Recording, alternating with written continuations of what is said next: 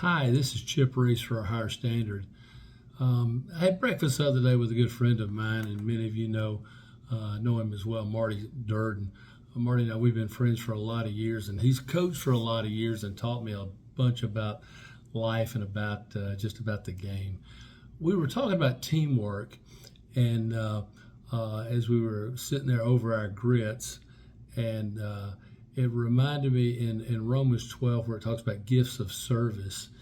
And just to list a few down through there, the idea of leadership and exhortation, helping others, and the idea of mercy, and how those factor into the idea of teamwork and being a good team member.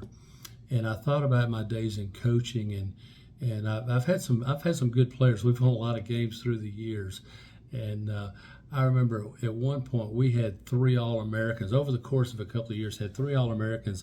They all had played on the same team together at the same time.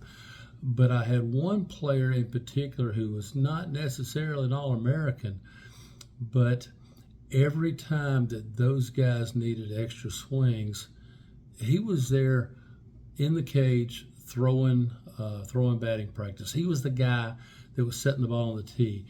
Had a guy who was 2-time All-American as a pitcher. And so my young player who was second string and sometimes maybe third string, he was a guy that would play long toss and sit in the bullpen for hours at a time. And I've had each one of these guys through the years, because it's been well over 20 years since all those guys were together in the same dugout.